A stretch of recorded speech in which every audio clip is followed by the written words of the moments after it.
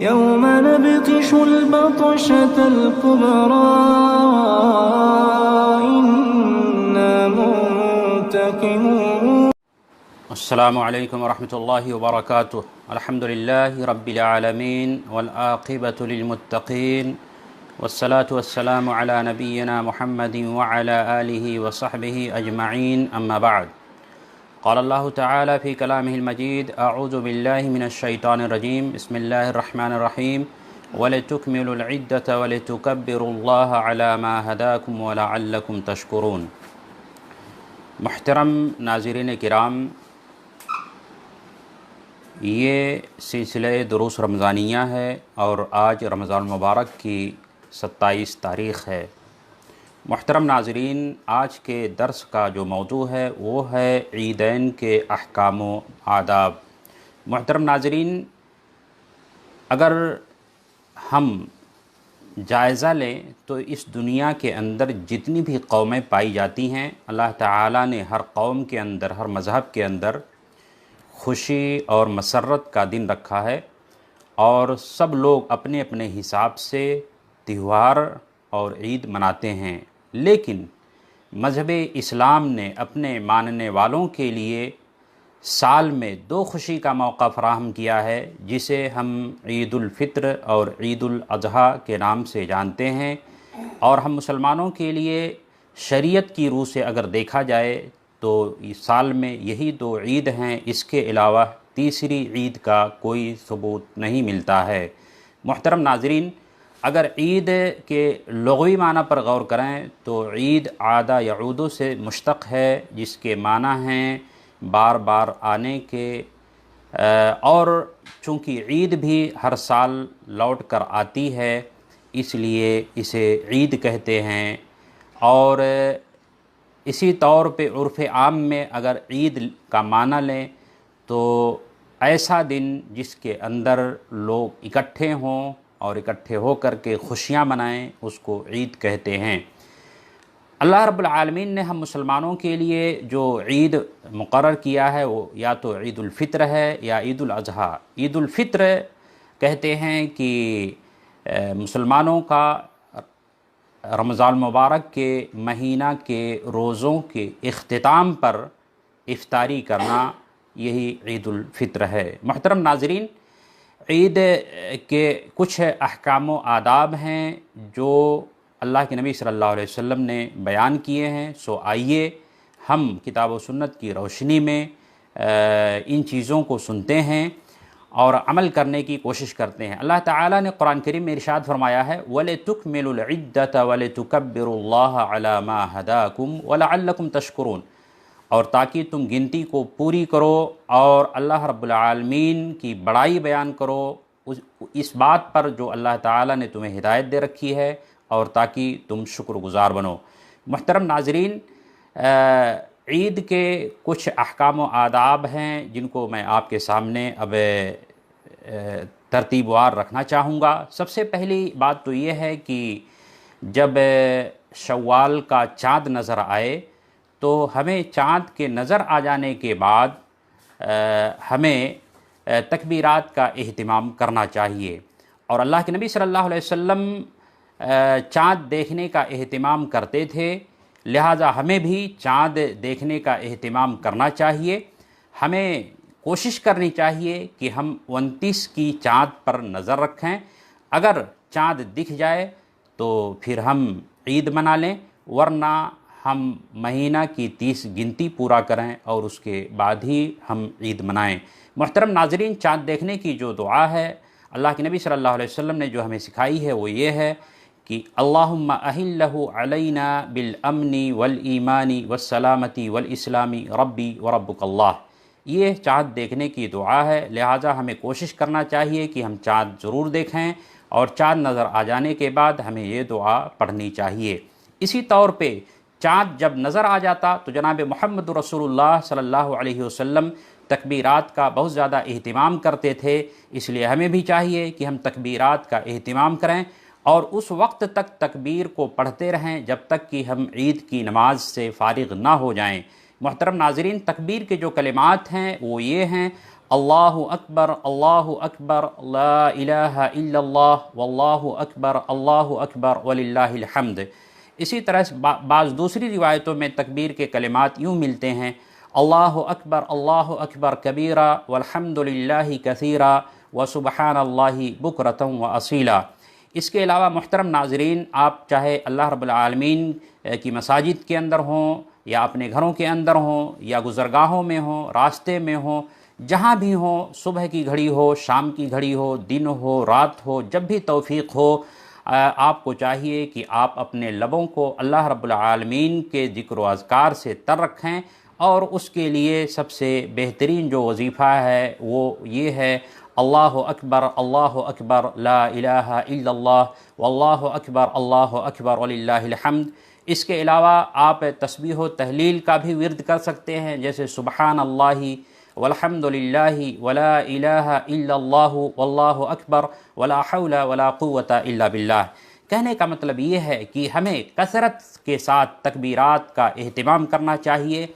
हमें बकसरत तकबीर के कलिमात अपनी ज़बानों से अदा करते रहना चाहिए कि सहाबे किराम रिज़वानुल्लाहि अलैहिम अजमईन कसरत के साथ तकबीर पढ़ते थे। यहाँ तक कि सहाबे किराम में से बाज़ का अमल यहाँ तक रहा है कि वह बाज़ार इस मकसद से ही जाया करते थे कि ताकि वहाँ जा कर के वो तकबीरात ज़ोर ज़ोर से पढ़ें और ताकि दूसरे लोग सुन कर के भी तकबीरात का एहतिमाम करने लग जाएं। इसलिए मुहतरम नाज़रीन, हमें तकबीरात ज़ोर ज़ोर से पढ़ना चाहिए ताकि हमारे वो भाई जो भूले भटके हुए हों या जिन्हें याद ना हो कि हमें तकबीर पढ़नी चाहिए, वो भी सुन कर के तकबीरात का इआदा करें, वो भी तकबीरात पढ़ने लग जाएं।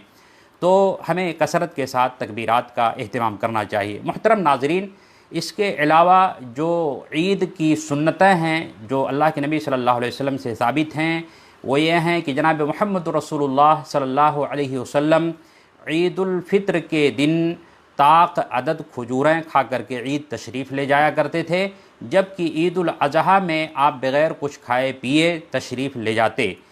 तो हमारी ये कोशिश होनी चाहिए, अगर खजूरें मैसर हों तो हम ताक अदद में खजूरें खाएँ और फिर ईदुल फ़ित्र के मौका पर हम ईदगाह जाने से पहले हम ताक अदद खजूरें खा करके ही ईदगाह तशरीफ़ ले जाएं ताकि सुन्नत नबी सल्लल्लाहु अलैहि वसल्लम पर अमल हो सके।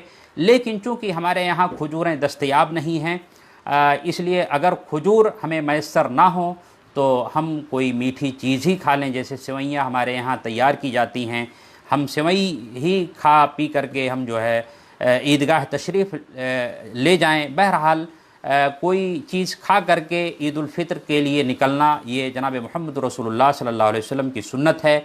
इसी तरह से ईद के दिन की जो सुन्नतें हैं उन्हीं में से एक सुन्नत ये है कि आप सुबह सवेरे गुस्ल करें और अपने जिस्म पर खुशबू मलें।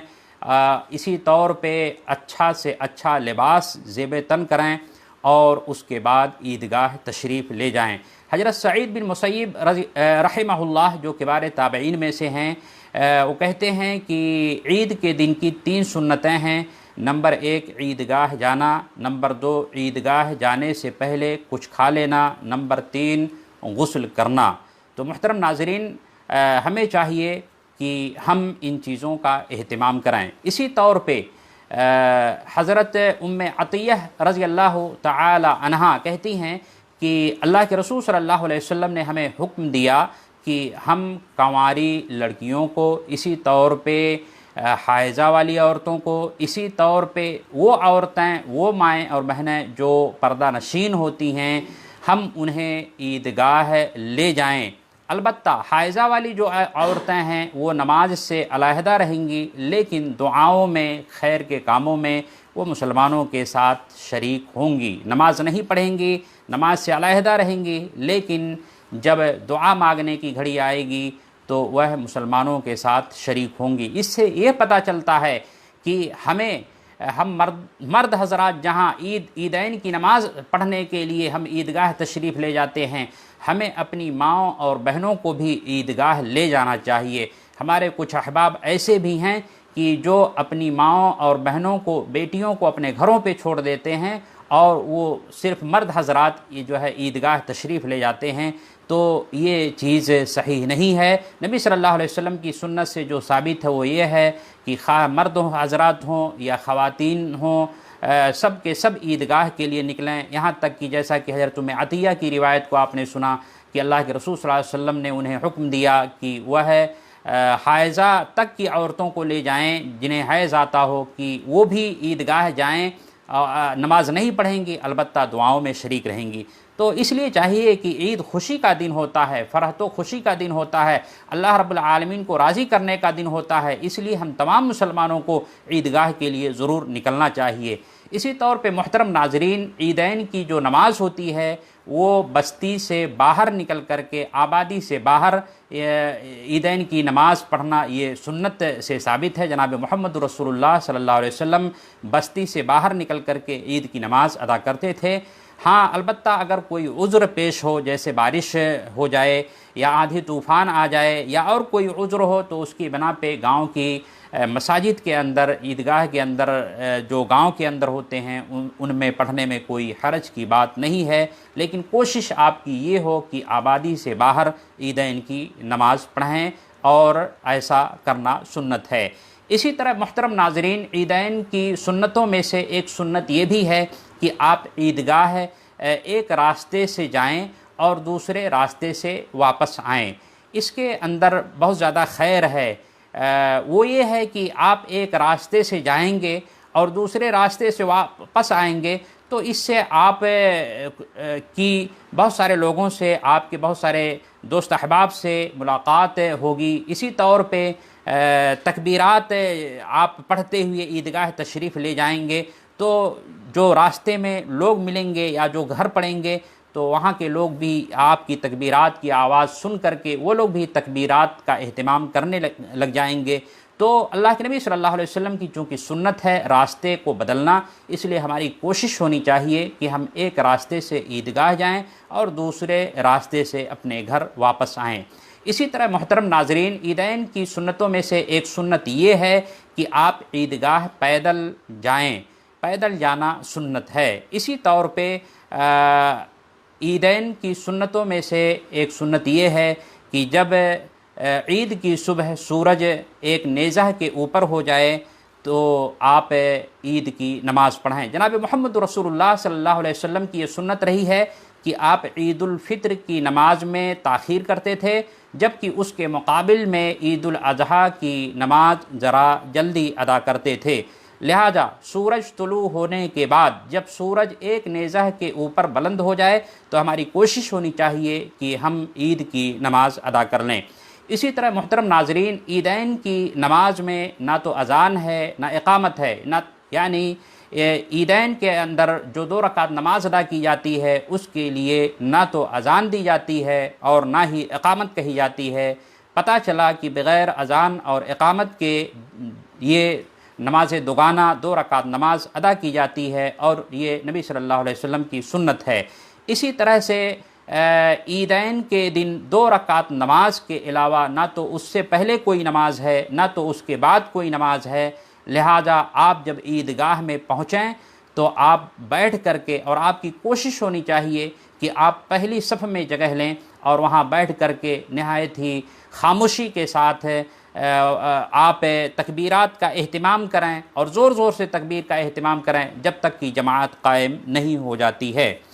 اسی طرح سے 2 رکعت نماز پڑھنے کا جو طریقہ نبی صلی اللہ علیہ وسلم سے ثابت ہے وہ یہ ہے کہ جس طرح سے عام نمازیں پڑھی جاتی ہیں اسی طرح سے عیدین کی 2 رکعت نماز بھی پڑھی جائے گی، البتہ تھوڑا سا یہاں فرق ہے جسے آپ کو ملحوظ خاطر رکھنا ہے۔ وہ یہ ہے کہ پہلی رکعت میں تکبیر تحریمہ کے علاوہ 7 زوائد تکبیریں کہی جاتی ہیں، اور دوسری رکعت میں 5 زوائد تکبیر۔ تو اس طرح سے پہلی رکعت میں 7 زوائد تکبیر اور دوسری رکعت میں 5 زوائد تکبیر، یعنی کل دونوں رکعتوں میں ملا کے 12 زوائد تکبیر کے ساتھ یہ نماز دوگانہ ادا کی جاتی ہے۔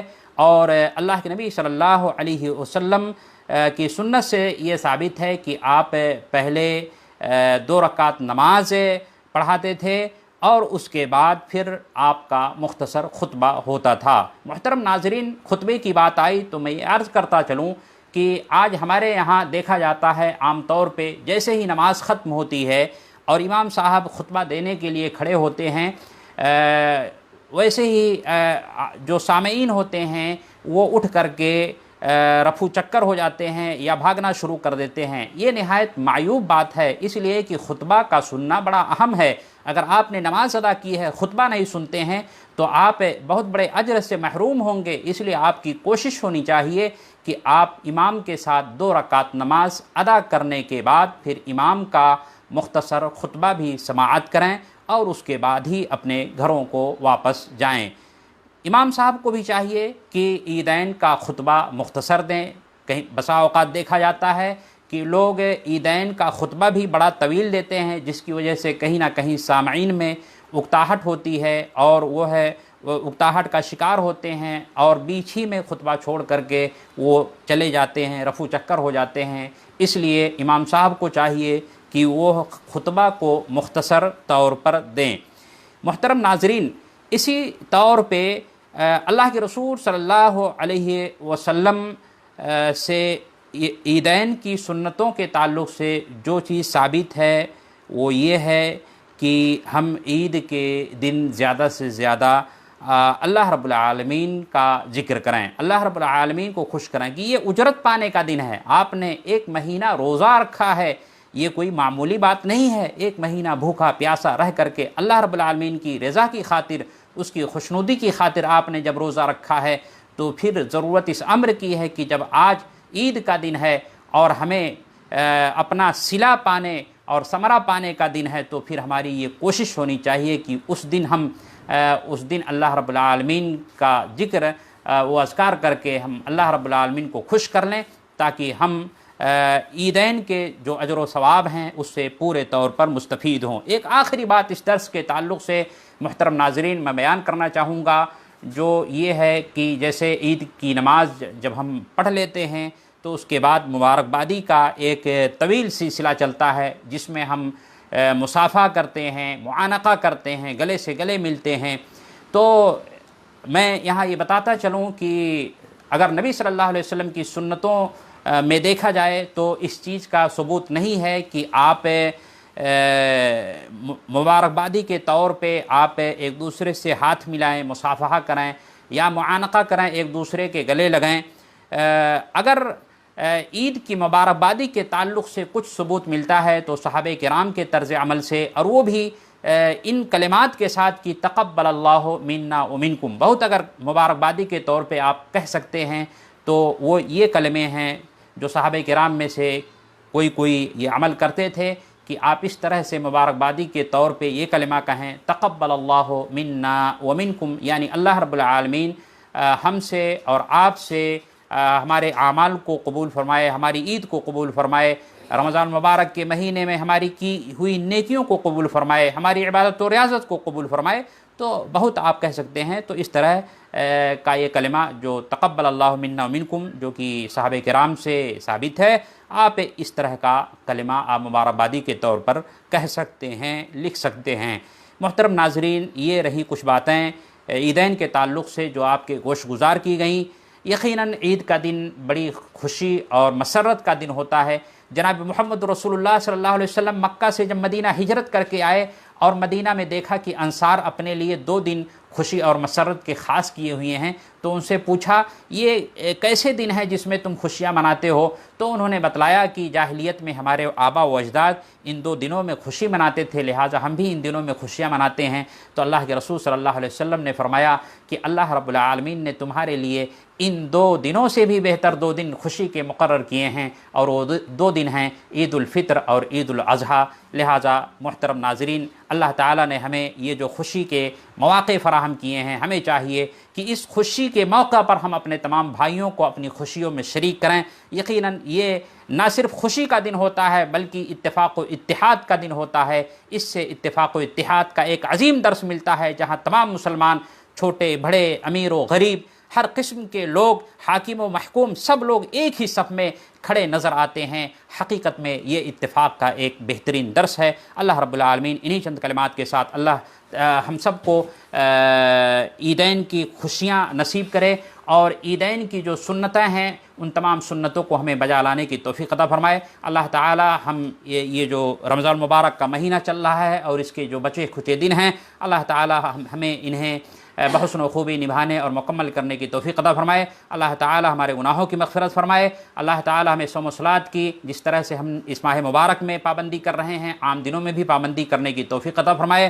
اللہ تعالی ہمیں عذاب قبر اور عذاب جہنم سے بچائے، ہمارا خاتمہ ہو تو خاتمہ بالخیر ہو اور مرنے کے بعد جنت الفردوس میں جگہ دے۔ آمین تقبل یا رب العالمین۔ وآخر دعوانا ان الحمد للہ رب العالمین، وصلی اللہ تعالی علی خیر خلقہ محمد وعلی آلہ وصحبہ اجمعین برحمتک یا ارحم الراحمین۔ والسلام علیکم ورحمۃ اللہ وبرکاتہ۔